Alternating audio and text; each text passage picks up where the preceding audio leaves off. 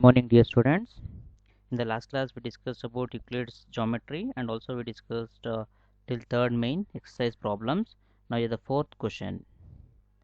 Okay, if a point C lies between 2 points A and B such that AC is equal to BC. So, they only given here AC is equal to BC. Then prove that AC is equal to half of AB. Okay, explain by drawing a figure. And this type of questions are important as a examination point of view. Okay, now what we'll do, what they're telling, according to that we'll draw the diagram. Okay, so now this is the line segment. Okay, this is a line segment. You may call this as A. Okay, so and we can call this as B. Okay, okay, here we drawn the line segment AB, and they told that if a point C lies between 2 points A and B, so here A and B are 2 points. Here is a point C we have, which lies between in between A and B. Point C lies between A and B. Okay. So now what we need to do, we need to prove that AC which is equals to half of AB. Okay, so they give one hint for us. What is that hint? So they gave that AB is equals to BC, sorry, AC is equal to BC. So AC is equals to BC, they're telling that AC and BC both are equal. Okay, so now how to prove this now? Okay, now we can write here A, we can write that AC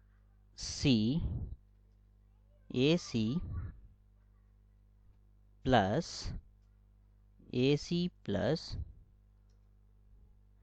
BC, or okay, BC, AC plus BC, which is equals to what? AB. We can write that like that, no? So that is AB. Why? Because here AC from here, uh, from here is AC plus BC, which is equals to, completely it makes a AB. So I wrote that. So what they gave and what they gave here? So they given that. So they given AC which is equals to BC, right? So you should make use of this rule now. So they given, take the just a minute. Okay, so they given here, given AC which is equals to BC, AC which is equal to BC. Okay, so now what you can do, so you can substitute that value here. So here AC is there in the what we want here, actually we want that AC is equals to half of BC. So instead of AC, I'll write AC as it is. Okay, AC, okay, plus, sorry, uh, plus, instead of BC I will write AC again. Why I do like that? Because they gave that in the question, they gave that AC which is equals to BC. So in the place of AC I am replacing BC, so which is equals to AB. Okay, which is equals to AB. Okay, so then what you can do, what is AC plus AC? AC plus AC is nothing but 2AC. AC plus AC which is equals to 2AC, which is equals to AB. Okay, so then what we can do here now? So now next step, so therefore AC, we can bring this denominator, we can bring this 2 to the denominator. So then what it become? AC which is equals to half of BC, 1 by 2 of, sorry, 1 by 2 of AB. So 1 by 2 of AB.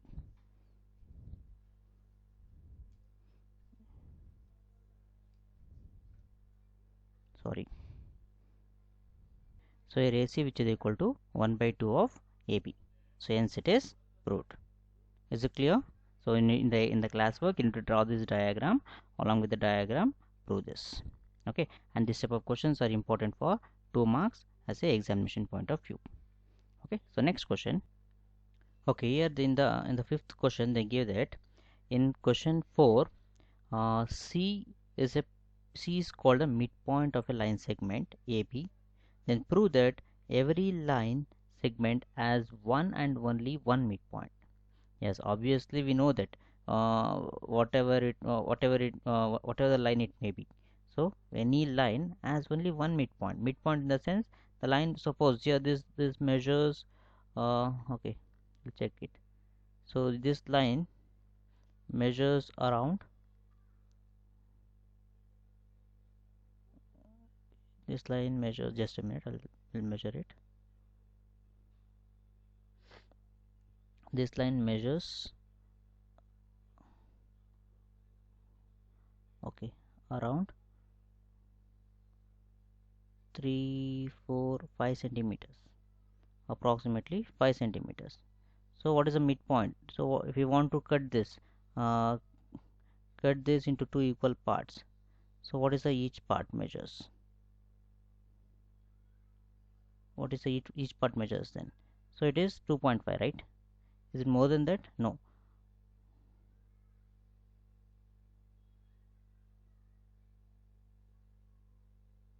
Okay, now sorry, it is now measuring 5.5. Okay, so 5.5, 5.6. Okay, 5.5, 5.6. So what is the exact off of this? Exact off of this is 2.7 or 2.8. It is 5.6, right? Yes, 2.8. So 2.8 is the, no, actually, yeah, 2.8, or it is measuring 5.5. So exact top of this is 2.75 or 2.7. You can take it as 2.7 or 2.75. So here this is 2.5, 2.75. So this is the point, this is the midpoint. Okay, now what they're telling now,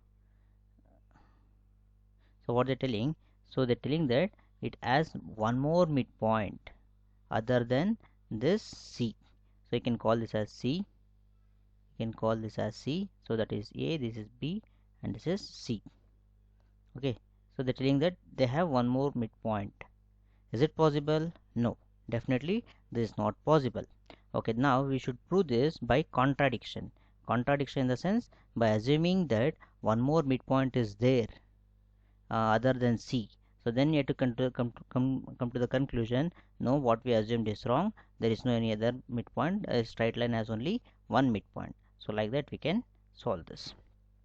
So now, so you can write like this. Here C is a midpoint. Okay, in the classwork you write this. C is a midpoint of a line segment AB such that AC is equal to BC. Okay, so the next, okay, now so let there be a two midpoints. Now what we'll do in the second example, let there be a two midpoints, that is C and C dash of AB. Is it possible? So we know that in the according to the last theorem, last problem, so we know that AC which is equals to half of AB, right? Similarly here also we can write here AC which is equals to half of AB, and AC dash, this one AC dash is equal to half of AB. So therefore in this RHS are equal, therefore you can write LHS. Therefore AC dash is equal to AC. Is it possible? Which is only possible when C and C coincide in the sense, so it should overlap with one another. It is not overlapping, therefore points C and C are identical, so that are different, it is not coincide. Hence every line segment has only one midpoint. Okay, like this we need to prove. So next question, we'll move to the next question now. Next, sixth question. So in this figure, what they gave in the figure, AC is equals to BD. Okay, AC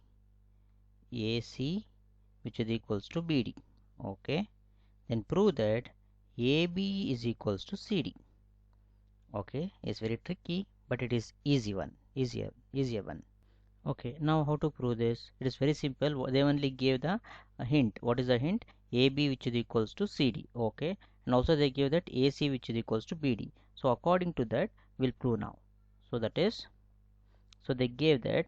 So what they gave here, so they given AB which is equals to BD. Okay, now what we need to prove? So we need to prove that AB which is equals to CD. Okay, so then we know that how can you write here AC? AC is nothing but, so here we can write AC is nothing but AB plus BC we can write. Yes, so that only I wrote here AC which is equals to AB plus BC. And also how can you write BD? BD is nothing but BC plus CD we can write. Yes, BC plus CD. So therefore as AC which is equals to BD. Why? Because they only gave that. So now here we know that what is AC and we know what is BD. So take this AB. So right here, instead of AC, I am replacing here AB plus BC, and instead of BC, sorry, instead of BD, I am replacing here BC plus CD. So now here BC get cancels. So then what remains? AB is equals to CD. Hence it is proved. So we need to prove that AB is equal to CD. Hence we proved this. I hope all of you understood this. Okay, you want me to explain once again? Okay, now sure. So what they give? So here AC is there. We know that in this line segment, in this AC, how can you write AC? We can write here AC as AB plus BC, right? So the same thing I wrote AC which is equal to AB plus BC. And BD, how can you write BD? That is nothing but BC plus CD. Okay, BC plus CD.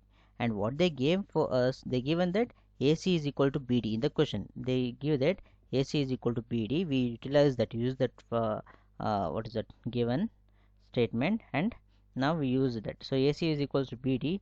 So in the place of AC, replace here AB plus BC, and in the place of BD, replace that BC plus CD. So therefore here BC get cancels. Why? Because plus BC is here, when it bring to the LHS it become minus BC. Plus BC minus BC get cancelled. So therefore AB is equal to CD.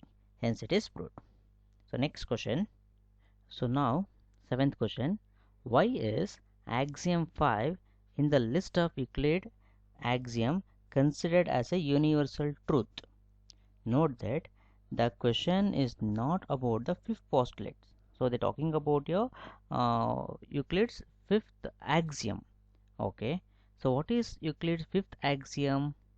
So we know that Euclid's fifth axiom is, so whole is greater than the part, isn't that is the fifth axiom?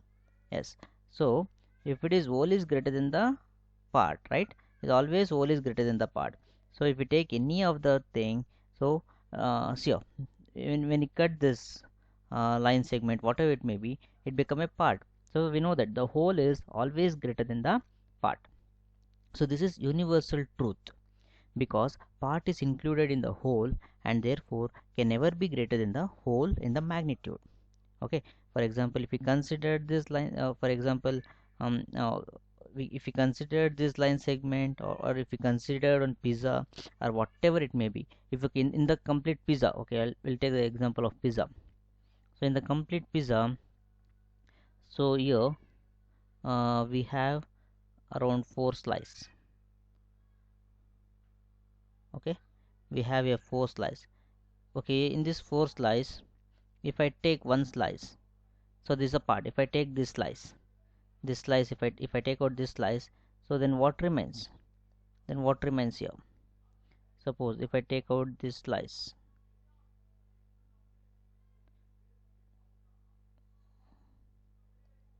so this is a part, right? So here this is the part. Here we have one part here. Okay, that is greater than, that is smaller than the whole, right? That part is smaller than the whole, right? Okay, so therefore whole is greater than the part. Is it clear? Okay, so next, so do one thing, all of you copy this question and answers what we done today in the classwork and mention today's date and day. So from here you copy and mention today's date and day. Okay, so the first question, and write this diagram also, and copy this problem. So next, fifth question. So in this fifth question, so copy this and write this answer. Okay, so then sixth question. So copy this and write this answer completely. Okay, and also draw this diagram, and here also. So y axiom uh, 5 is the in the list of Euclid's geometry is considered as universal truth. Note the question is not about the fifth postulate. So write this also. Okay, so we'll see the remaining thing in the next class. Okay, I hope all of you understood. Okay, take care, have a great day, bye.